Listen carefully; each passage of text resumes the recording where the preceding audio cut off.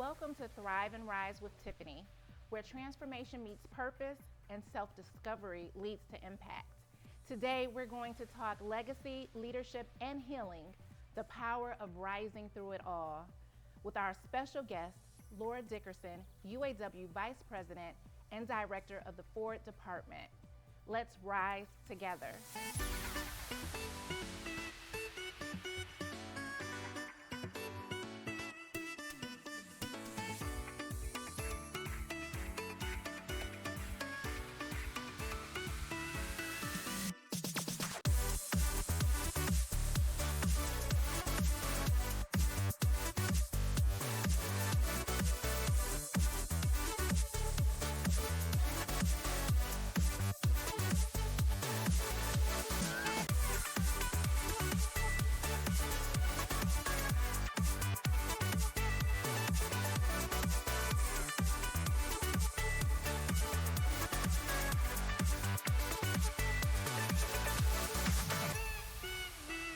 Before we jump in, do me a quick favor. If this podcast inspires you, hit the subscribe button, like, and share. Share it with someone you love. Let's spread this movement and grow together. And if you're ready to go deeper, check out the Know Thyself book series, designed to help you heal, grow, and lead with purpose. This is more than a series. It's a journey back to you. So, Laura, I'm so happy to have you here with me today. Thank you so much for coming. You've shattered so many ceilings. First African-American woman to hold the VP role at UAW Ford. What does bold, authentic leadership mean to you today? It means being yourself, absolutely, and learning and growing. So a lot of times what I tell my members is I took the stairs. And what I mean by that is through a lot of years and over a lot of time, I worked my way up. And I did that for the union. I did that for the membership so that I can represent them boldly and authentically. Awesome. And spaces where you were often the only or the first, what habits or mindsets helped you not only to survive, but to lead and to thrive? Well, I always speak up. I always make sure that my voice is heard. A lot of times when women are in the room and you are in a room full of men, they often want to bypass you. I make sure that they know that I'm there. It's funny, recently I was in a room, very serious conversation about tariffs. And this gentleman kept staring at me, and I'm like, why is he staring? To the point where I had to look around. So I look around the room, and I am the only woman, but I'm also the highest ranking woman.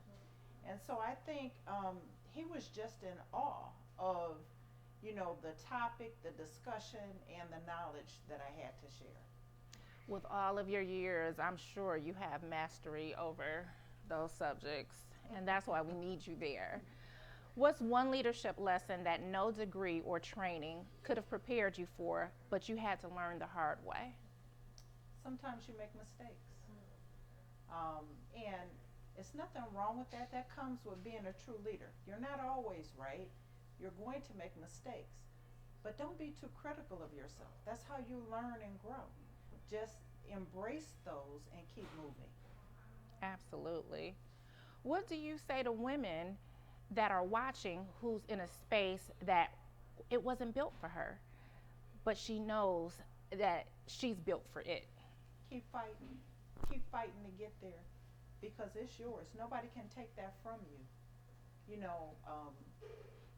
I don't want to get biblical, but I do want to say God has a plan for all of us. Amen. And if it's for you, nobody else can take that from you. Amen. So just keep fighting, Amen. Keep striving, and keep working. Amen. Amen. Now, you are also a breast cancer survivor and a high-level executive. That's a journey that most can't even imagine. How did that battle reshape your view of strength and vulnerability? Well, you find yourself in a difficult moment in your life, and you are very vulnerable in that space. But you also learn a lot about yourself. You learn about how strong you actually are when you don't know what's going to happen next, quite frankly. I went through 6 rounds of chemo, 2.5 months of radiation, and I'm here. Amen. Yeah, I was at a stage 3, which for most people who know the stages, that's a high stage. Yes. At a very Yeah. aggressive form of cancer. But you know, in that moment, that's when you learn more about yourself. You embrace yourself, and you learn how strong you are in that time. Now you just mentioned how strong you were, and it's hard sometimes for women, especially African American women, to be vulnerable. And leadership is already exhausting in itself. Then you add a cancer diagnosis to it, and that's a different kind of battle. How did you find the strength to keep showing up? Well, I actually had talked to a woman who had gone through her battle prior to mine, and she shared some of the things that she thought would be good lessons for me. And I really just took those to heart. And one thing was, if you can get up in the morning and go, do it. Don't stop. If you stop, then you might have to regenerate yourself at a point in time, learn how to walk again, all these different things, right? And so I said to myself, okay, I'm going to keep getting up. And I still do that to this day. It is exhausting. Yeah. You know, I just got back from out of town. I'm going out of town tomorrow. But every day when my feet hit the floor, I say, okay, I'm on my way. Amen. What other lessons did she teach you? No, she just told me it's a hard battle. I mean, it's Yeah. something that I hope most women never face in their life. It is a very low moment in your life, and you know you don't know whether you're going to live or die. Yeah. Quite frankly, so it's a very scary moment too. But it's been 12 years. Amen. 12 years, so I am a Amen. survivor. Yes, and you I are. thank God for that. Amen. How do you now prioritize your wellness mentally, emotionally, and spiritually, especially knowing what it costs when we don't do it? Well, I can't be of service to others if I'm not of service to myself first. So I have to take care of myself. That's very important. But I also do try and carve out some time for myself. Maybe a small piece of time, but I try and carve out time for myself. Because when you don't do that, when you don't relax your body, when you don't free your mind, that stress can weigh on you. You have to let it go. Absolutely. I try to tell people that, like us, are very busy, have very hectic lives. If you have to set time for yourself and put it on the calendar Yeah. and block some time out for yourself so you don't schedule anything else there but you. Yes. You need to do it. Yes, It's so absolutely. important. Yes. What do you wish more Black women in leadership knew about burnout, boundaries, and the silent cost of being the strong one? You know, I'll say this for our Black women, especially Black women in leadership. There is burnout, and you can cost yourself, but it all goes back to, once again, being able to carve out a moment for yourself so you don't burn out. Being the strong one, for me, it's just innate. That's me. That's who I am. And I don't know if that's in everyone, but sometimes you have to dig deep, you know, because I do believe everyone has a certain amount of strength. You just have to find it. So, how did you find your strength? I think I was raised in it, to be quite honest. I had very strong women, my mother, my grandmother, my aunts in my life to show me. It's funny when I walk, because I'm very tall if I stand up. But my grandmother told me, she said, walk with your shoulders back, right? And I get so many compliments about how I enter a room. And people are like, wow, you have such a presence. But these are the lessons that I learned from the people who raised me. Very good. Did you experience did your experience with cancer change the way you lead, the way you make decisions, and the way you care for others as well as for yourself? Absolutely, it has to. It has to. You have to have compassion for people, right? I always had that, But a cancer diagnosis will make you think twice. Life is short, and people tell you that all the time. Just what seems like a minute ago, I was 20. Now I'll be in a month 55.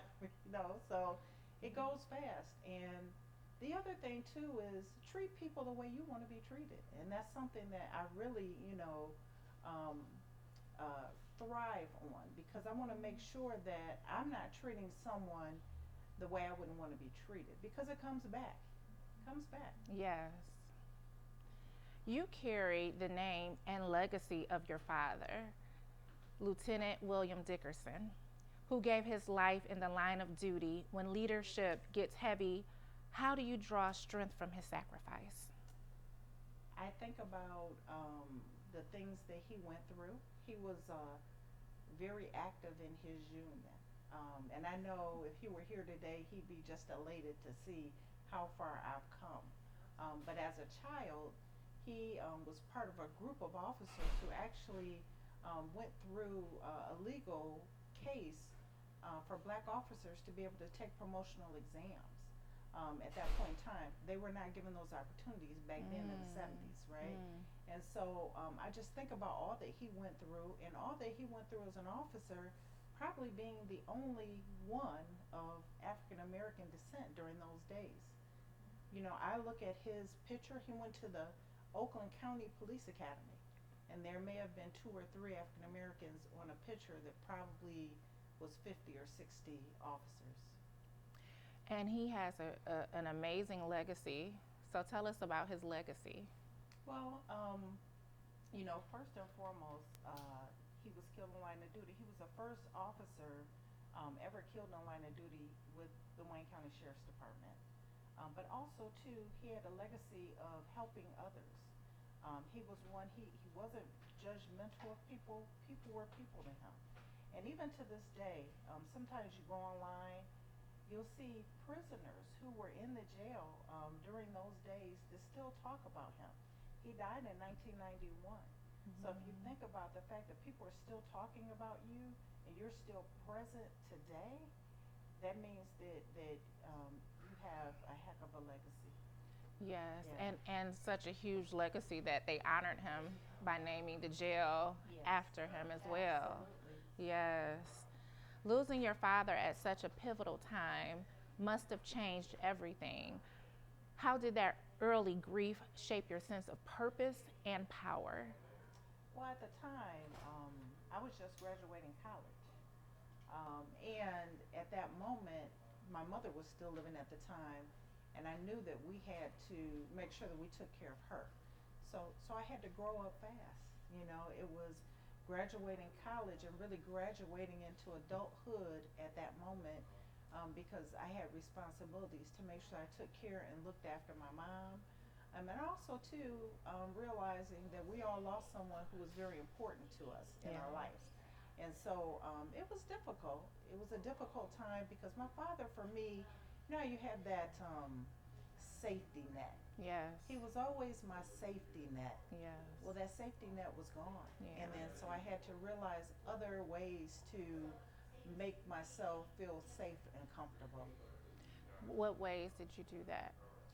Just standing up and then thinking about all the things that he taught me, the lessons that he taught me through the years, right? About, just watching out for yourself and being responsible and being a leader and responsible for your decisions. That was one thing he used to always say. Never, never let someone else decide your life for you. Be accountable for your own decisions. Yes. And then, losing a parent is a club that none of us want to be in, but a lot of us are in. And I know you became a big support for your mom, but how did you deal with your own grief? It's interesting because I look a lot like my dad. He was a very tall man. And for years, people my grandmother nicknamed me Little Bit when I was a little girl, because she said I was a little bit of him. But dealing with the grief of losing him, it was difficult for many years, I'll be honest. But one thing that really helped me was having the honor of seeing a jail with his name on it. Yeah. The fact that his sacrifice didn't go unnoticed. Yeah. The fact that his name sits on a wall in Washington, D.C. They have a police memorial, and his name is etched in that wall. But even here in the city, the fact that people still talk about him today, what an honor. It helps you deal with your grief and knowing he made the ultimate sacrifice. The ultimate sacrifice. But, you know, in that, I think about the lives that he saved that day in that jail. Yes.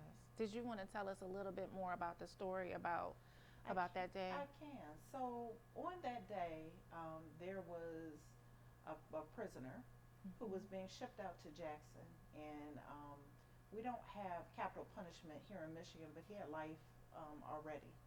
And so they were getting him prepared, and his brother had a woman drive the brother down, and they tied a gun to a string and snuck it in the jail because it was under construction. This was the old jail. They got the gun inside, and my father at that time was the sergeant on duty, and there was another officer by the name of Patrick Stott, and he went to get him, and he produced the gun, and they got into a little scuffle. And so my father heard the yelling, and he runs, and the gentleman shoots him twice. And I found this out in recent years. There was an elevator there, and my father walked around after he had been shot to get on the elevator. It wasn't working. Wow. So they had to pick him up, put him in a car, and take him to receiving. And he got shot through 2 chambers of his heart. He wasn't going to survive, but just the strength, you know, and the will to live, to say, I'm not just going to go out like this. But that's what happened on that day. Wow. Yeah. That's a lot. That's a lot. Thank God for his sacrifice. Absolutely. Yes. Absolutely. There's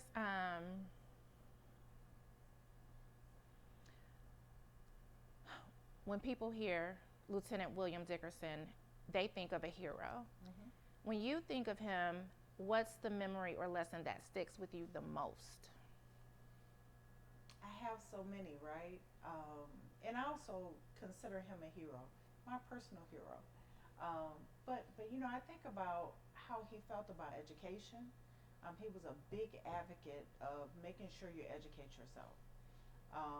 And you know, through the years, I understand, and looking back, you know, we look back at our generations, right, and our ancestors, and the things that they may not have done. My father did have an associate's degree, but you know, he always thought education is so important. And I think about that as I think about where I'm at today. How could I have gotten here if I didn't educate myself? And not just like a physical degreed type of education. I'm talking about making sure that you're knowledgeable in what you speak of and what you're talking about. You know, when you're a leader, people will follow if they can trust what you're saying. Sometimes people tell you what you want to hear as opposed to the truth. So I have gone in a long way in making sure that I educate myself, especially in the union, because I do lead a number of people, not just the UAW4 department now. I have agricultural implement workers, so AgImp. That's our caterpillars, our deer, our case. And I also have TOP, which is our technical office professionals, notables, local 6,000, which are the state workers, Blue Cross Blue Shield, and so also to purchasing and our chaplains. So I have a wide array of people who fall under my jurisdiction now. But when I was Region 1A director, I also had a lot of people to fall under me. And I also forgot to say steel. I also have steel. And so the other day we did a march, a rally for Cleveland Cliffs because they have a number of people getting laid off. And it turned out successful. And it was something I had been working on before I left the region.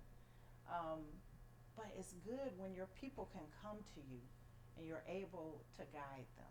And the only way you do that is through knowledge and experience. Yes. How many people do you lead? Now, probably, so with Ford, there are 56,000 actives. That doesn't include the retirees. Wow. Including TOP has about 40, so probably 150,000 members. Wow. Wow. And we're still so excited for you as well with your new role. That's amazing. Yes, yes. How do you honor your father's name? Not just in leadership, but in how you live, love, and serve every day. Well, number one, I still have his name. Still carry the Yes. Dickerson name. But I just think about how he treated people, Mm-hmm. how he was a leader in the community, how politics were so important to him, how Detroit, the city of Detroit, was so important to him, and I just kind of refer back to the discussions and lessons and things that we were able to talk about before he passed, and I just hold those really true to my heart as I lead. Now, all of the great things you do, all of the people you serve, all of the people that lean on you, and all of your titles, you've never been too big to serve. From Feed the Homeless projects to Race for the Cure, what keeps your feet grounded in community? Well, I was born and raised in the city of Detroit. I think about that. There are a lot of people who are less fortunate. You've come Mm-hmm. across those people. I have family. My grandparents lived in Highland Park. So, you think about just the community at large, and you know that there is such a need for people. And probably now more than ever, as we talk about, where we stand in politics with our current president, and where he stands, Yes. especially with funding for certain community projects and that. So you want to make sure that we are taking care of each other. We are each other's keepers. Yes. And so we need to make sure that we do that. But I really love the political landscape, Mm-hmm. especially is changing. But I Yeah. really love dealing in politics because that's what we're based in. Yes. Everything is political. Yes. Why is it so important for leaders to not just rise above their communities, but stay within them? Well, because you want to be part of the community. I mean, part of the people that you serve. You want to be right in the center of them. And so they want to make sure, too, I got somebody who looks like me, somebody that grew up like me, somebody that may have been educated like me, right? And, Mm-hmm. for us, we went to the same high school, even though years Yes. apart. But we are Henry Ford, Alumni. yes, Go Trojans. yes, yes, yes. But it's just so important for people to realize that you're still there in the community and Mm-hmm. still doing the work of the community. Yes. What's one story from your service work that reminded you why this work, the hard work, matters so much? So we bargain contracts in the UAW. That's something that I'm very proud of because it changes lives. But it's really good when people come to you and say, "Wow, I was struggling, and I could barely feed my children. I was working 2 or 3 jobs, and now I don't have to do that. I got such a great contract. I'm making good money, you know." Or for those people who didn't have health care, um, who may have had challenges with their health, and they're like, "Listen, now I'm able to go to the doctor and I'm able to take care of myself." We hear so many different stories, but just representing people and making sure that they can take care of themselves and their families does my Mm-hmm. heart good. That's what this is all about. Yes. You've survived so much loss, illness, and injustice, and you've led through it all. What does thriving really mean to you now? Well, like I said, in a month I'll be 55 years old, which is an age I didn't think I would get to at a moment in time. Mm-hmm. Yeah. Thriving is just living and enjoying life. Whether it's, I just went to Seattle about a month ago, and it was beautiful. But just seeing the beauty of what we have out here in the world, and just experiencing life is it's the greatest thing of all. It helps you thrive, but it also helps you relax and rest. Yes. Yeah. Which is so important. Yes, It's so important, absolutely. especially for healing and to stay healed. When you look at all that you've overcome, what part of your story are you most proud of? The part that nobody saw, maybe. Well, I'll say this. I think nobody saw me as vice president. Mm-hmm. I have been through a number of things. I have been around the UAW for a long time. And I think maybe people didn't see that coming. Somebody actually just said that to me yesterday. They said, "Wow, you are really on the go. You're rising up quick, right?" But it hasn't been quick. It's been 30 years. Mm-hmm. But people don't know that, right? Mm-hmm. And it's like I just kept moving, kept learning, kept growing. And so, yeah, the thing that I'm most proud of is not the title, but the fact that I'm there and I can serve as an example to others. Yeah. There are so many women in the UAW who feel like, well, that position is not for me. They would never consider me. I'm not going to get there, right? But no, you can. Yeah. Earn your seat at the table. Those seats are for us too. Absolutely. Yes. Absolutely. And I know for me, it was kind of surreal when you told me that you had you were making this move because growing up in a household where or not a household but my ex-husband for us we were Ford people. Yes. And his aunt worked for Jimmy Settles. So that was a household name for us. Yeah. So for you to step into that role, and when you told me, I was just like, oh my God. I was just so happy for you. And I think about that It's too because I worked major. for Jimmy, right? And the first thing I said when I got it, I said, "Wow, I'm Jimmy Settles. I'm Roy Yes. Gamble. Yes. I am, Yes. all of the people who came prior." Yes. And it's funny, even at the region, I look at the wall of directors, Mm-hmm. and for a while they were all white. I mean, going all the way back, and then there's me, Yeah. first woman, First African American woman. the first woman, period. Yes. Yes. In 1A. Yes. First black woman. Yes. So, yeah. And we had the heroes there. Now we have our shero there. Yes. Yes, Absolutely. ma'am. Finish this sentence for us. Even when I was hurting, unsure, or afraid, I rose because. Let me think. Let's see. I rose because I could. Amen. Yes. Amen. What's your message to the woman watching who's tired, who's grieving or battling behind the scenes, but still wants to lead and live fully? Don't give up. Don't give up. Keep moving. Keep working. Keep doing. If you need a shoulder, there are people out there to support you. I've had a lot of support. But just keep being you. Don't give up. That's the main thing. There's so many days you just want to say, "You know what, I'm done with this. I give up." But don't, because you never know. That piece of sunshine could be right around the corner. Yes. Amen. Mm-hmm. Where can our audience learn more about your work or get involved in the mission of the UAW Ford? So we have information out on social media, Facebook, Twitter, um, all those different platforms, LinkedIn. But we also have uaw.org, so there's information there. We also too have like rallies and things that we do from time to time.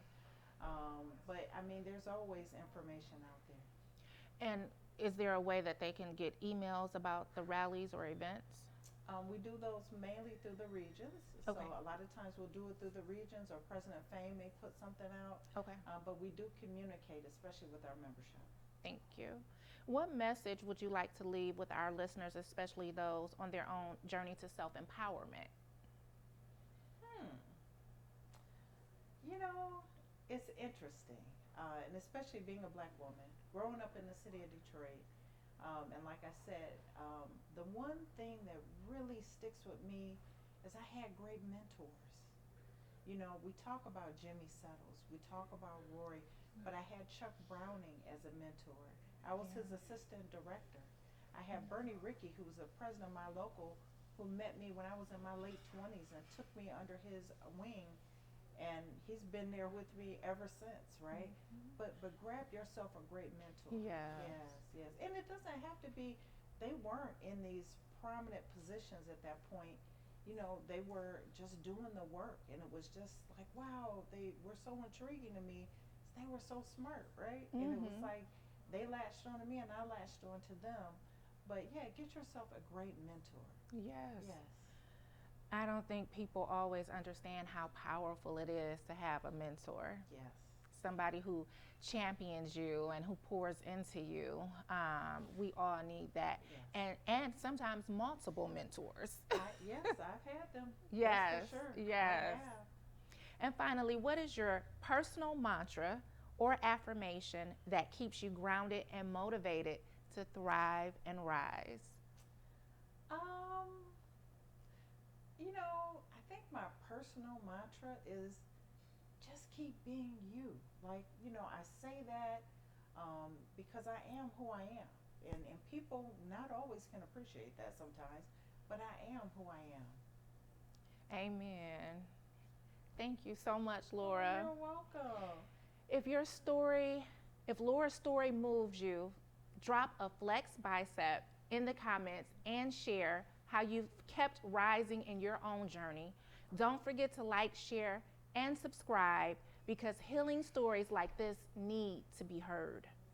As we continue our journey of growth and connection, let's take a moment to hear from our sponsors who make this podcast possible.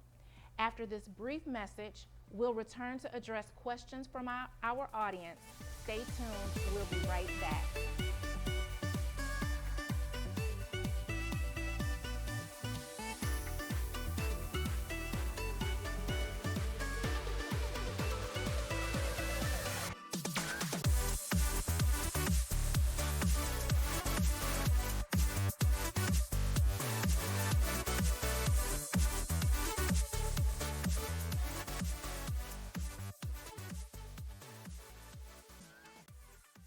People ask all the time, who the heck is Low Cost Airlines? Well, we're not just one airline. When you're talking to us, you're talking to everyone. We are the discount supermarket for all airline tickets. Plus, we have all the airlines and always have the best prices. American, Delta, United, plus all the specialized international airlines and a lot more. And we make it easy. We guarantee you'll talk to a live human in 60 seconds. You can have the rates you need and have your trip booked in 5 minutes. Now, how cool is that? And remember, when you're talking to us, it's like talking to every single airline available with one fast phone call. All you need to do is call and find the best prices to fly wherever it is you want to go. So are you ready? Call Low Cost Airlines right now. Call 855-662-0261. That's 855-662-0261. Again, 855-662-0261. Hi, I'm the tax lady. Do you owe more than $10,000 to the IRS? Then listen carefully. You may be able to pay the IRS less and save thousands of dollars because right now there are special government tax programs for people like you who owe the IRS. We can even help you if you have unfiled tax returns. And if you qualify, you'll pay less money to the IRS or state. Stop worrying about wage garnishments and bank levies and call the number on the screen right now for a free tax review. We know what you're going through. We help good people like you every day pay the IRS or state less taxes all the time. If you owe more than $10,000 to the IRS or state, call now for your free, no-obligation consultation with a tax professional. Don't fight the IRS alone. Call the Tax Ladies team today. Call the tax lady at 877-335-7471. Call now. Are you ready to rise above the noise, reclaim your power, and walk boldly in your purpose? This is Thrive and Rise with Tiffany, the podcast that's more than just talk. It's a movement. Every setback is a setup for a greater comeback, and I'm here to walk with you through every chapter. Join Tiffany Tilley, visionary, author, advocate, and overcomer as she sits down with dynamic leaders, everyday heroes, and purpose-driven changemakers who are thriving against the odds, with real conversations on healing, growth, and faith, to bold strategies for leadership, legacy, and impact. This is your space to be inspired, empowered, and equipped. Subscribe today on Apple, Spotify, or any major podcast platform. And remember, Come for the inspiration, stay for the community. Keep thriving with Tiffany.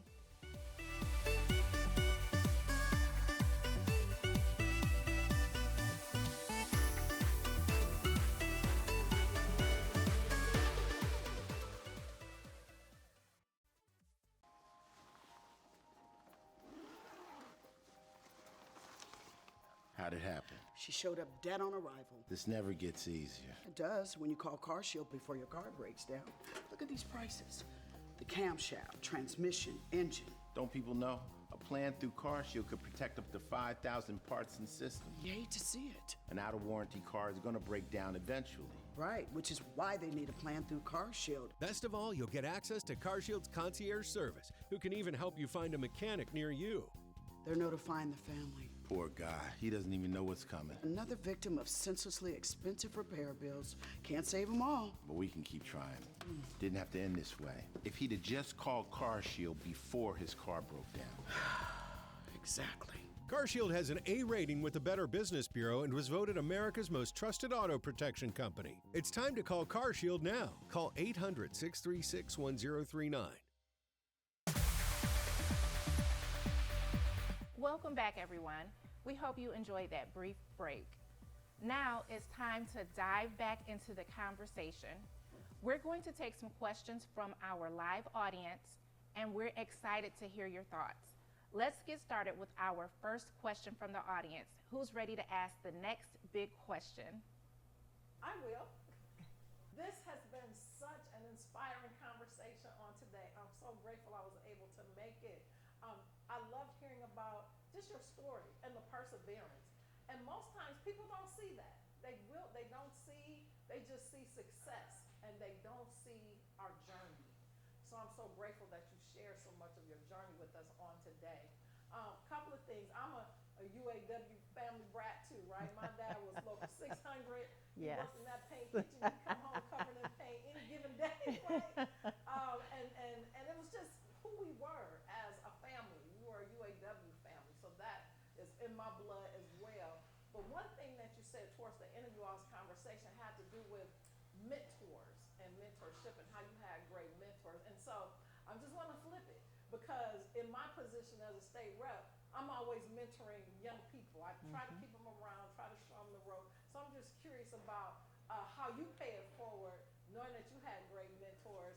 What does mentorship look like under you, Vice President Dickerson? I love the way that sounds. I know I love the way it sounds.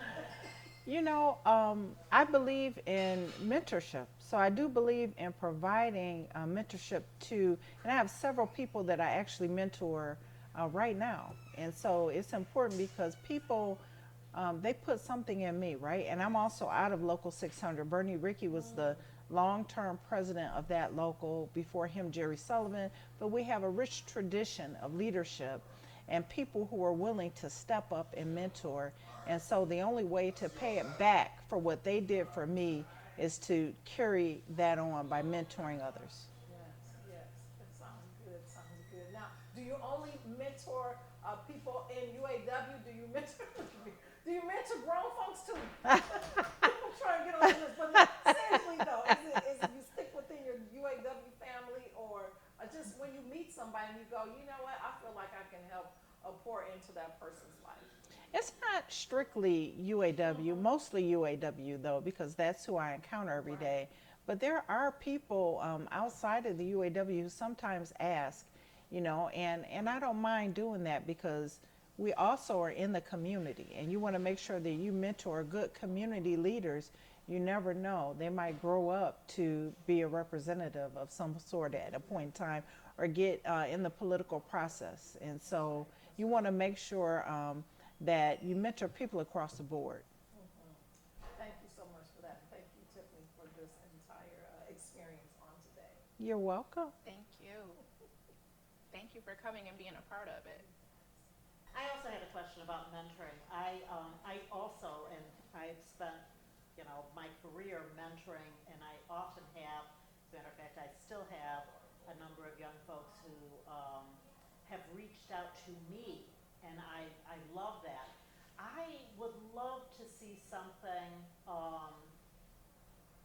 you know, and maybe there is something out there, where young kids can get exposed to different people. I mean, my particular area, maybe criminal defense, or you know, knowledge of the courts, or knowledge of the judges, and in that arena. But I would love to see, I don't know, a registry of people who kids can then look at and say, oh, I'd like to get experience here or there, or get exposed to this area or that area. Is there something like that? Is that something we can put together for them? So actually, I'll tell you, a number of years ago, Tiffany actually invited me to come back to my high school, Henry Ford, and speak to a lot of the students there at that point in time. And it was a very interesting experience. I hadn't been in that high school since I went there, so that was a long time ago.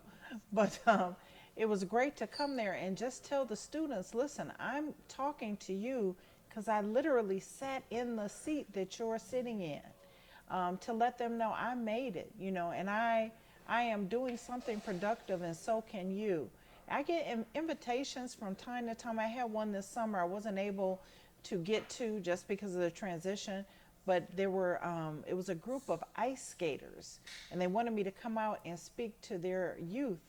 And I don't mind doing that, because I think about when I was a kid, some of the influential people that used to come and talk and speak with us. And those are things that you never forget. You know, they talk about their lives and the things that they're doing. And as a child, just looking at that, I think those are things you have to be exposed to. So absolutely, there are programs out there. I don't know if there's an official program, but there are ways for us to get to the youth and for them to listen to us. Thank you. Yeah. You're welcome. Would love to be more involved in that. Yeah.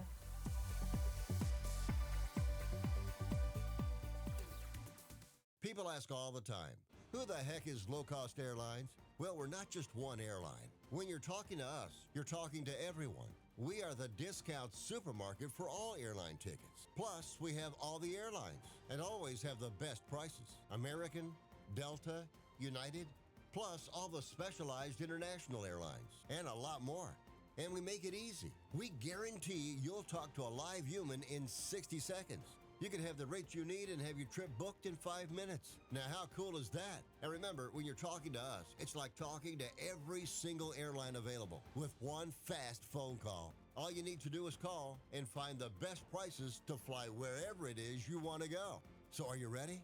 Call Low Cost Airlines right now. Call 855-662-0261. That's 855-662-0261. Again, 855-662-0261. Hi, I'm the tax lady. Do you owe more than $10,000 to the IRS? Then listen carefully. You may be able to pay the IRS less and save thousands of dollars, because right now there are special government tax programs for people like you who owe the IRS. We can even help you if you have unfiled tax returns. And if you qualify, you'll pay less money to the IRS or state. Stop worrying about wage garnishments and bank levies and call the number on the screen right now for a free tax review. We know what you're going through.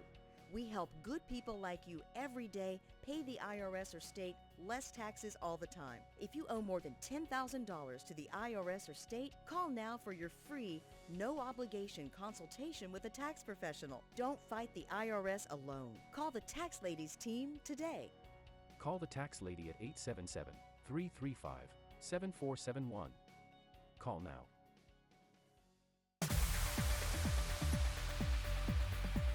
I have a few things I wanted. I asked a few people to help me celebrate. I know State Rep Youngs is coming. Here is one. Oh. You want me to open it? Open it up. Okay. Let me see. Ooh, what do we have?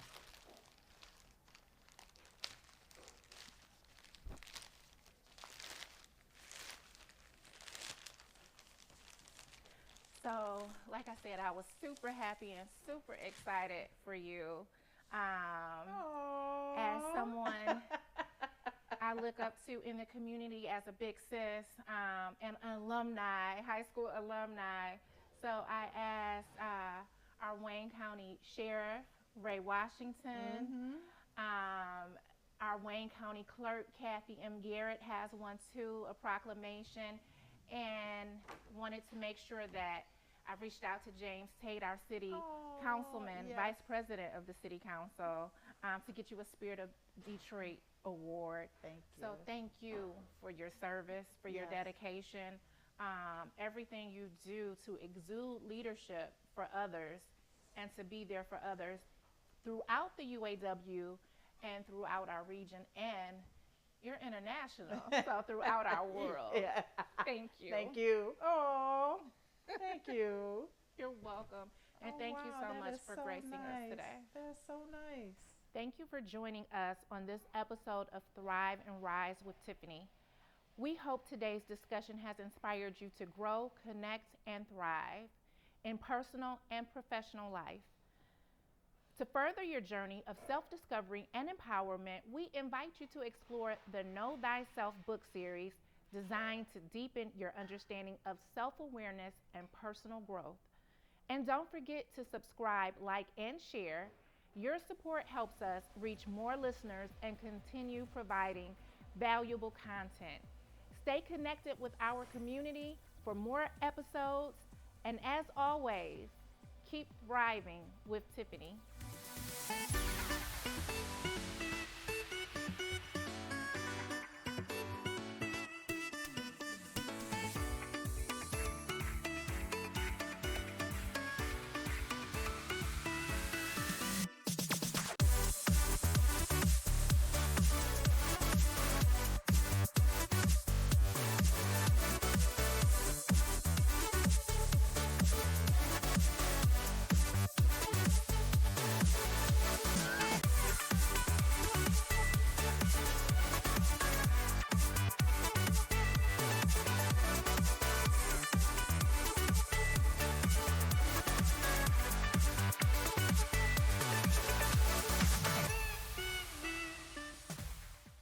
Let's get real. Ever feel like you're living life on mute? Like you've got big dreams, but no blueprint? Then this right here is your game changer. Know Thyself, Part 1. A Journey to Self-Empowerment. Isn't just a book, it's your power-up. Built for you, the dreamer, the leader, the one breaking cycles and building something new. You don't have to wait to be great. You just have to wake up to who you already are. Inside these pages, real talk about self-worth, affirmations that hit different, challenges that make you level up, and goals that stick. Not another boring workbook. This one, it talks your language. Whether you're 14 or 24, it's time to unlock your voice, own your story, and walk in purpose. Stop sleeping on yourself. Know yourself. Empower yourself. Be yourself. Grab your copy of Know Thyself, Part 1 today at thrivewithtiffany.com or Amazon. You're not just reading a book. You're starting a revolution. Know thyself. Lead your life. Change your world.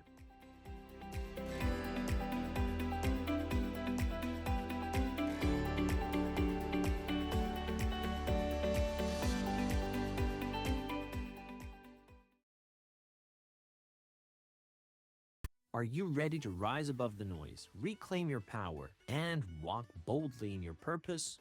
This is Thrive and Rise with Tiffany, the podcast that's more than just talk. It's a movement. Every setback is a setup for a greater comeback, and I'm here to walk with you through every chapter. Join Tiffany Tilley, visionary, author, advocate, and overcomer as she sits down with dynamic leaders, everyday heroes, and purpose-driven changemakers who are thriving against the odds, with real conversations on healing, growth, and faith, to bold strategies for leadership, legacy, and impact. This is your space to be inspired, empowered, and equipped. Subscribe today on Apple, Spotify, or any major podcast platform. And remember, Come for the inspiration, stay for the community. Keep thriving with Tiffany.